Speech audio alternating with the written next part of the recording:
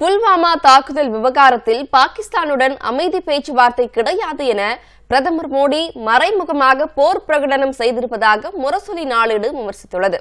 நாடாளுமன்ற தேர்தல் நிறுத்தப்படக்கூடும் என்ற அச்சத்தையும் ஏற்படுத்தியிருப்பதாக முரசொலி நாளேடு சுட்டிக்காட்டியுள்ளது.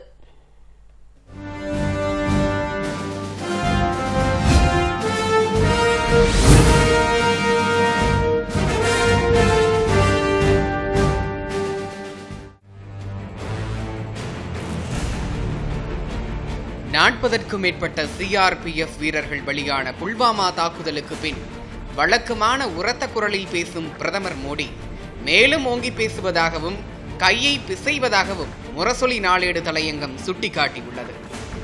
அமைதி பேச்சுவார்த்தைக்கான காலம் முடிந்துவிட்டது என்பது போர் பிரகடனம் செய்யப்போவது போல் இருப்பதாக முரசொலி சந்தேகம் தெரிவித்துள்ளது.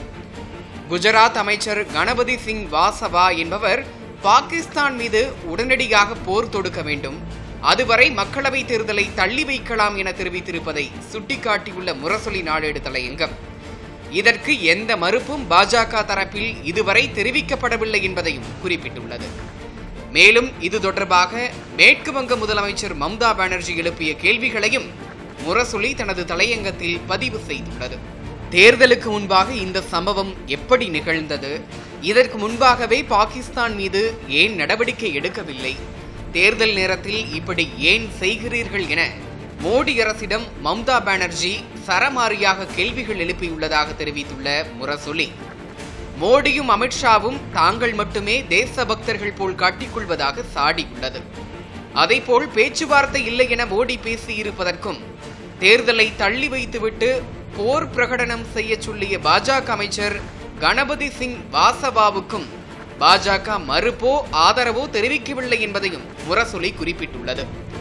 தேர்தல் நெருங்கி வரும் நிலையில் பாகிஸ்தான் மீது நடவடிக்கை எடுத்து போர் பிரகடனம் செய்யவும் வாய்ப்புள்ளது என்பதை மம்தா பூடகமாக சொல்வதாகவும் அதன் விளைவாகவே தேர்தல் நிறுத்தப்படக்கூடும் என்ற அச்சம் அவருக்கு எழுந்துள்ளதாகவும் முரசொலி தலையங்கம் தெரிவித்துள்ளது.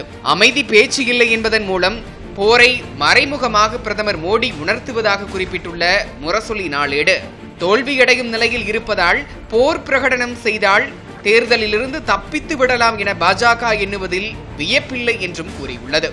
தேர்தல் தேதி அதிகாரப்பூர்வமாக அறிவிக்கப்பட்டு விட்டால் இந்த அச்சம் நீங்கிவிடும் என்பதை சுட்டிக்காட்டியுள்ள முரசொலி நாளேடு தலையங்கம் ஆனால் அதுவரை என கேள்வி எழுப்பி தலையங்கத்தை நிறைவு செய்துள்ளது.